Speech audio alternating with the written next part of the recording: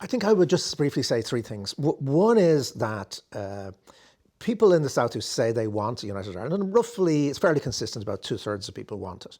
As soon as you put any T and C's apply, terms and conditions, those numbers drop very fast, right? So if you say, would you pay more taxes for United Ireland? Almost half of Sinn Féin supporters in the South say no. You ask them like simple questions about, would you change the anthem? The national anthem, for God's sake. No, absolutely, no, God, no, I wouldn't want to do that. The flag, would you rejoin the Commonwealth? Once you start putting anything at all that's concrete into United Ireland, people pull away from it, which tells you that actually what most people in the South are thinking about United Ireland is a 32 county, 26 counties, if you know what I mean. They just want to say, add on a bigger version of what currently exists. Which is, by the way, is not what's in the current Irish Constitution. The Irish Constitution changed radically in 1998. So this is about uniting people, not territory. The second thing that's really very powerful, like it or not, is economics. I mean, the likely cost to the South of Irish unity is somewhere in the region of about 20 billion euro a year. If you add the subsidy that currently comes from the UK, you would be asking people in the South to say, actually, I'm going to pay more taxes to subsidise higher levels of welfare transfers in the North. Would people really do that when it comes down to it? And I think that the third thing to be said is that people really haven't thought for a moment at all about what the political institutions look like. Right? So this comes out of the research very strongly, and they've done focus groups and everything else where people say, I had no idea there are different versions of United Ireland. There is this other intriguing element, if we just take what you've said a stage further, where the more you try to make a united Ireland / constitutional change attractive to more people in the North, the more unattractive you potentially make it to some people in the South. Remember, under the Belfast Agreement, it's not just that people have a right to, have a British identity, regardless of whether there's United Ireland or not. They're guaranteed that right in perpetuity. It's that they have a right to have it recognised. That's what the Belfast Agreement says. You can identify yourself and be recognised as. Now, how do you recognise somebody's British identity in a United Ireland if you're not prepared to think about things like anthems, flags, the Commonwealth, almost anything that you put in there that has some kind of substance? People say, oh, no, that's not what we want. So, this is, I think, something that people who favour United Ireland have to think very, very carefully about. Let's talk about your argument then for a united Ireland, Sam. Again, most compelling issues that you would point to? Well, let me start by telling you why what Fintan said was right is actually wrong. So if you were the first person onto this island, right, you're coming down from space and you see the island of Ireland, the most natural thing in the world is that it should be a single political entity. There are islands around the world, Cyprus, Timor, places like that, which are divided constitutionally. Generally, that's to their detriment. Generally, that's not seen as a good thing.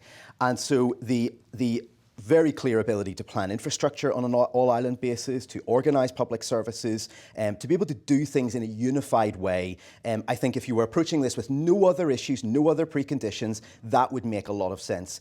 The second aspect of this is that if you look at the Republic as it is now, and a lot of what we deal with in the book is that people's preconceptions of this, for or against, are often out of date, maybe just by 10 years, maybe by 50 years or more. The Republic today is a society in which there are better outcomes for more people than Northern Ireland. That's clear. People are wealthier and they live longer. And so therefore, there is a practical element to this. In education, outcomes are better generally. In health, and we know in the economy they're significantly better. And so this is a society that is booming right now. Now, when we get to the point of a border poll, lots of these things will be up for debate as to where do things sit at that point. We can only look at where we are right now. But the final element of this is that for a lot of unionists who have genuine and legitimate concerns about what their lot would be, what their fate would be rather, if there was Irish unity against their wishes, I think the most convincing person who personifies the fairness of modern Irish society is Drew Harris. He has just retired as the Garda Commissioner, and he is somebody who not only is a Northern Protestant, and I assume unionist, he's somebody who was in the RUC. He is somebody who's not just a former RUC officer, but a former RUC Special Branch officer. And not just that, he's a former RUC Special Branch officer who was the link to MI5. This is somebody who was plugged into the heart of the British intelligence system. And that's somebody who the Irish state entrusted their national security to. And that's not something that any state hands out to tick a box for equality or diversity or to bring out of it what I'm drawing out of it here. That's because they thought he was the best guy for the job. Set aside whether he was or he wasn't. People would disagree about that. That shows, I think, that modern Ireland has moved on an awful lot from where a lot of people up here on the unionist side fear it would be in a united Ireland. As Sam says, first of all, Northern Ireland is not a natural entity, right? Okay, you can say, well, there are other islands which are divided, as in my other wearing my other hat, I did say, but no unionist ever argued historically that Ireland is anything other than a sort of, in normal circumstances, they've always said this would be one island, it would be governed as a single entity. What they always argued was that the reason for having Northern Ireland was because we have very different sets of ideas. It's cultural, it's religious, it's the way we think about civic and religious freedom. Those are the arguments that unionists have always used. And they were very good arguments, actually, for a long, long time, but they're no longer at all valid. If anything, the South is a freer society in certain ways than the North is. But also the reasons Northern Ireland were set up, there were really three reasons. One was demographic. It was to always have a Protestant majority. That's gone, It was economic. There were huge economic differences between North and South, and the North was infinitely superior in terms of its modern economy. That's not just gone, but it's reversed. And the third difference, remember, was that this was very much rooted in the alliance between Ulster Unionism and British conservatism. British conservatism is itself gone, but we saw in the Brexit referendum that they no longer give two hoots about Northern Ireland, about Ulster, about Protestantism. So all the reasons for Northern Ireland to exist have actually gone. The question now is really to think about what are the dynamics that we could create through unity. And those dynamics, yes, of course, there's an economic cost, but there are also potentially huge economic gains, which are to do with, just like take one very simple key thing, which is about education. It's the best educated society in Europe now.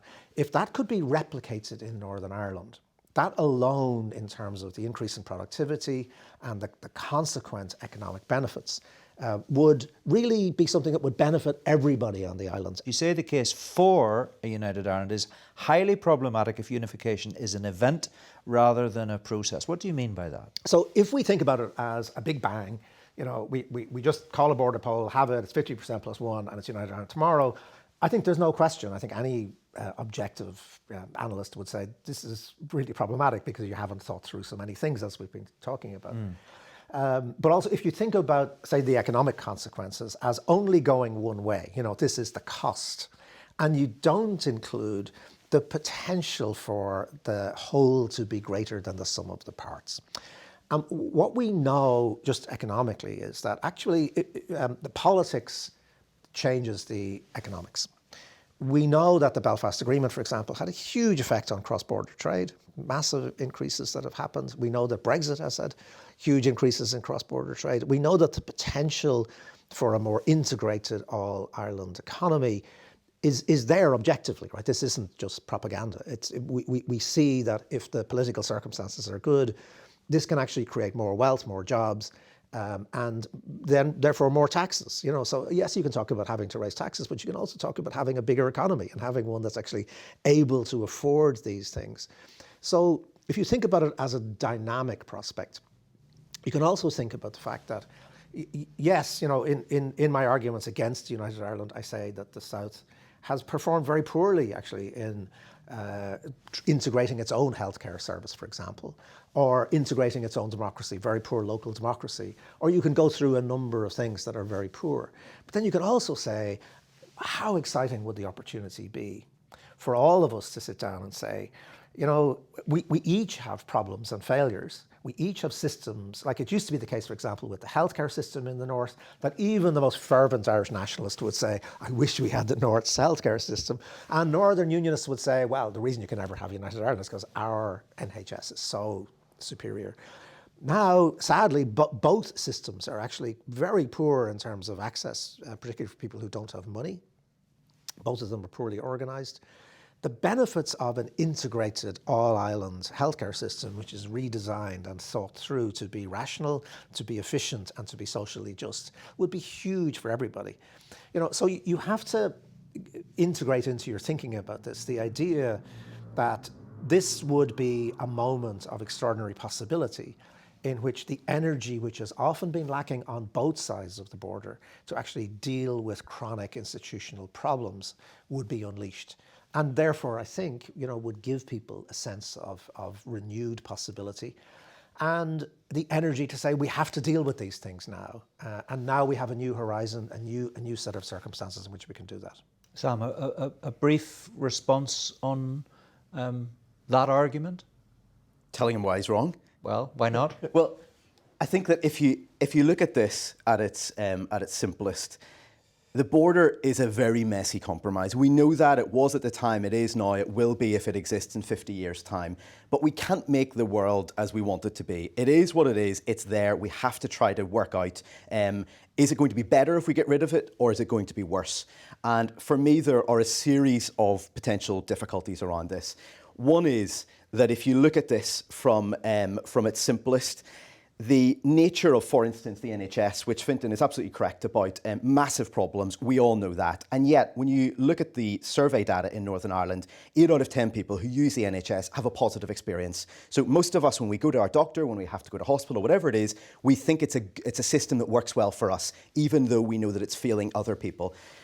We also have good reason to believe that it's going to be fixed. It's almost a national religion across Britain. This is something that no government can afford not to take seriously. It has to be something that at some point is resolved. And maybe things like AI, maybe things that are not yet invented will help to fix that, but there's a good political imperative to doing that. But I think that if you look at this more broadly, historically, the real imperative here for nationalists in Northern Ireland to get out of the Union was that they weren't getting a fair crack of the whip. They were discriminated against. They saw this as a society that was set up against them, where they hadn't the same chances as their unionist or Protestant neighbours. And that has quite simply gone. It's not that there isn't discrimination. There is discrimination in every society, but it is no longer structural. And Gerry Adams several years ago said that the Orange State has gone. It's dead and buried, I think was his phrase. He was correct. But if he is correct, that reframes the question, because if it's gone, if Michelle O'Neill can be First Minister, if anybody can get to any point in Northern Irish life, to the very pinnacle of their career, why is it such an urgent thing to get rid of this line on a map that doesn't really mean very much to most people? People can be thoroughly Irish here, they can move seamlessly across the border, they can trade across the border, they can fall in love across the border, they can travel back and forth. If there is the possibility that removing that almost invisible line would result in violence, or even, short of violence, massive economic disruption, massive societal disruption, at what point do we say that's too much disruption to bear for this limited potential good? It touches, I suppose, to an extent, the point you've just made on the idea of reversibility.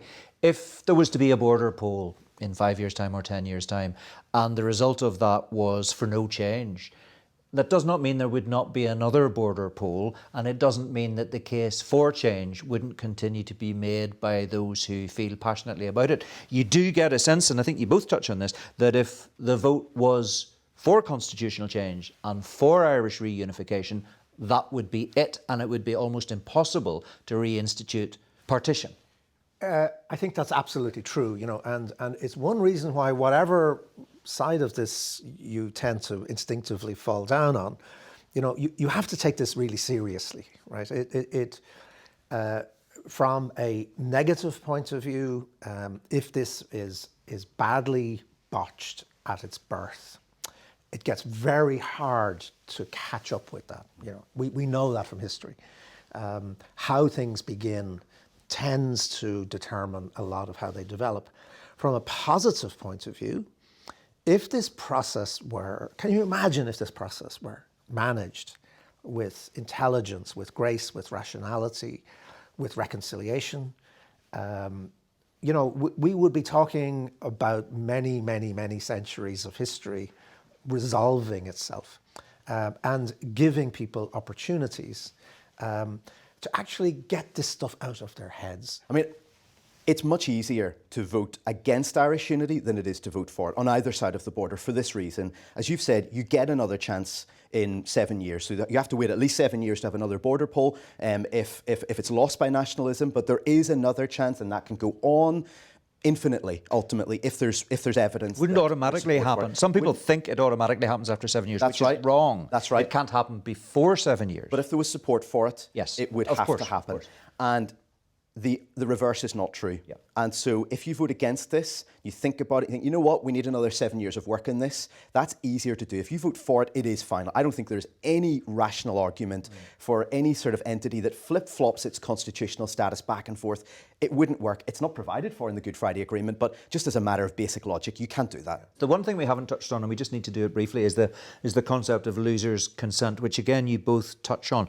And the idea in particular, I think, Fintan, that if there was to be a vote at some stage in the future and it was North and South for Irish reunification, what would loyalism do? Now, some people say any suggestion that there would be violence again is overplayed and overstated. What's your sense of how that could affect the border poll itself when it's called, and a change if change is what the democratic will of the people turns out to be? None of us wants to be able to say that, you know, that thugs with guns can determine the future of the island, or to give these people an importance that they don't deserve. But equally, it would be naive for any of us to say that this is not a set of possibilities. We know that the temptation to use violence during a border poll, and remember there are two border polls, right? So there's the North and the South, you know.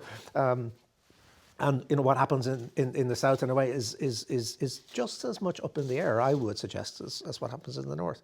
And we know that violence can change people's views. It can make them very, very frightened. We also know that people will want answers just about, like, what is the security situation? Like on day 2 after the border poll, who's policing the Shankill Road? I mean, the current view of most people in the South is they want one set of institutions. They don't want 2 police forces. They don't want any separation.